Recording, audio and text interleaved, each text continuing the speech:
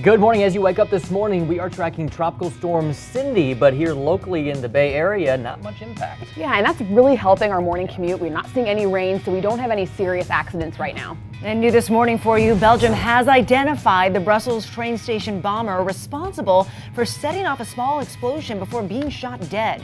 Nobody was hurt, and investigators believe this is an act of terror. Well, a big win for Republicans after Karen Handel wins the Georgia special election. This is the fourth straight special election win for Republicans. And this just in on Twitter, Duke of Edinburgh, Prince Philip, he has been admitted to the hospital. This comes from Buckingham Palace as a precautionary measure. Well, this morning, Buccaneers Hall of Famer Warren Sapp is making headlines. Sapp says when he dies, he wants his brain donated to researchers studying concussions. And people in South Florida could see a big increase if they are covered by Citizens Property Insurance after a statewide hike. So this is only going to affect people in Hillsborough and Hernando County.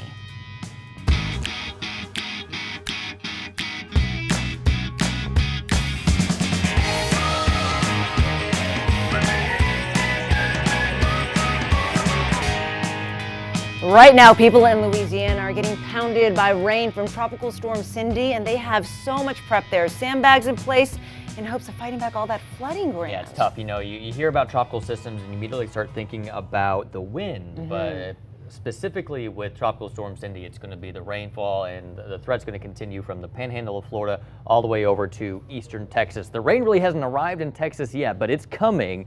Here's the latest on Tropical Storm Cindy as of the 5 o'clock advisory from the National Hurricane Center. Winds at 60 miles per hour. It's moving to the northwest at 8 miles per hour, but boy, is there a lot of rain up there. I'm talking more than a foot of rain possible in some parts of Louisiana near New Orleans. Meanwhile, we're on the eastern fringe of it, and we just have mostly cloudy skies this morning. Rainfall, I don't think that's going to be an issue for your morning commute, but later this afternoon, we could see a few scattered showers and thunderstorms. About a 40% chance of finding some rain out there later on today. Hot and humid today. High temperatures near 90, but when you factor in that humidity, it could feel more like 100 degrees. Now, while we're not dealing with those tropical storm conditions here, it's a good time right now to download the 10 News app, because when we do have a storm or just any afternoon storm, you can track the radar on the app. You can also get live updates throughout the day. Grant, so far this week, this has been the quietest morning commute at this hour. It's really helping. We don't have any rain, any winds to worry about. So your bridges are looking good, but let me get you drive times. We are in the 6 o'clock hour, and that means things are really about to pick up for morning rush hour. So the Gandy Bridge is taking you about 5 minutes to cross. The Howard Franklin is still at 6 minutes for you into Tampa. That will get up to about 8 or 9 minutes during rush hour. And the Courtney Campbell Causeway taking you still about 7 minutes.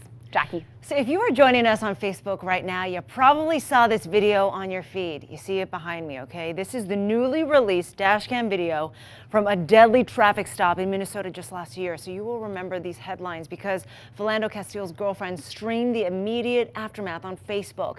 And the jury who acquitted the officer over that weekend watched this same video. Okay. Firearm Okay. on me. Don't reach for it then. Don't pull it out. I'm not pulling it out. Don't pull it out. We are stopping the video right there because the next thing you hear is the officer firing 7 shots, killing Castile. And within 90 seconds of making the stop, the 29-year-old officer fired those 7 rounds. Castile's girlfriend was in the passenger seat and her daughter in the back. So during the trial, the officer said he feared for his life and thought Castile, a 32-year-old school cafeteria worker, was pulling out a gun he was licensed to carry. So this morning, Rob is looking into police shootings here in Florida. Yeah, Jackie, I checked out an investigation from our partners over at the Tampa Bay Times. Between 2009 and 2014, 827 people were shot here in the state of Florida. Of those, 343 were African Americans, despite the fact that whites outnumber African Americans in Florida by a 3-to-1 margin. Now, it's also important to point out in nearly 20% of all the shootings, the suspect was threatening the officer or deputy. That report also found that African Americans are twice as likely to be shot after being pulled over for a routine traffic violation. Now, I want to bring in one of our reporters, Garen Flowers here. Garen did a report about a year ago, a wonderful report on basically what to do and what not to do when and if you're pulled over. Yeah, Rob, I met with a 30-year veteran of the St. Pete Police Department because this could mean life or death, no matter your race. Right. Here's just a part of what he told me. Do not make any quick actions, just let him direct you from this point. Now, Okay. if this is at nighttime, it might help to turn your dome light on so he has a better visual of the passenger compartment of the vehicle. A lot of people like myself don't have a concealed weapon. Should I just keep my hands on the steering wheel in that case? Keep your hands where the officer can see them. That's always recommended, yes. And the biggest thing I tell people is remain calm, don't be confrontational. He also told me if you do have a gun, don't move, put your hands up in the air, tell the officer where the firearm is, and no matter what, don't reach for it or anything. And always remain calm. Interesting to hear him say compartment. He's just referring to the other side of the car. He wants to make sure you turn that light on, so we can see if the passenger is up to anything. Absolutely. He says, make it easy for the officer. Keep your hands where they can see them and also turn the light on so there's no wondering what's going on, what's down there. Good stuff, Garen. You can find that on Garen's Facebook page at Garen Flowers and on our website, WTSB.com, Jackie. Well, Rob, 6:05 right now, and it is official. A Republican will keep the seat in a Georgia election that's definitely going to go down in the history books. Nearly $59 million spent on that District 6 election. And after all of the ballots were counted, Congresswoman-elect Karen Handel beat Democrat John Ossoff by more than 9,700 votes. Handel is Georgia's former Secretary of State and raised just a fraction of the $59 million put into that race. The district has kept a Republican in power since Jimmy Carter's presidency, and she was able to portray Ossoff as an outsider who did live outside of that small Atlanta suburb. Handel did call, though, for more civility in politics. We can find a more civil way to deal with our disagreements, because in these United States of America, no one should ever feel their life threatened over their political beliefs. And I say that, ladies and gentlemen, in regards to both sides of the political aisle. So a lot of people saw this election as a referendum on President Trump, who won the district in November by just 1.5 points.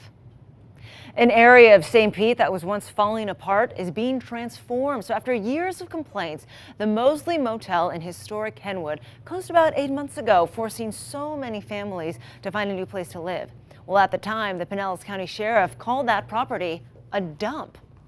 Well, this is the new plan for the space. Look at that. It includes a 4-story retail and storage facility. The developer also plans on converting a nearby office building into loft apartments, and it should be finished by next year. Polk County commissioners, they had a change of heart for where they want to have medical marijuana dispensaries. Commissioners voted to put them in the same areas as pharmacies instead of in large retail and shopping areas. They voted unanimously to head in that direction, and they fully support and adopt these new standards next month.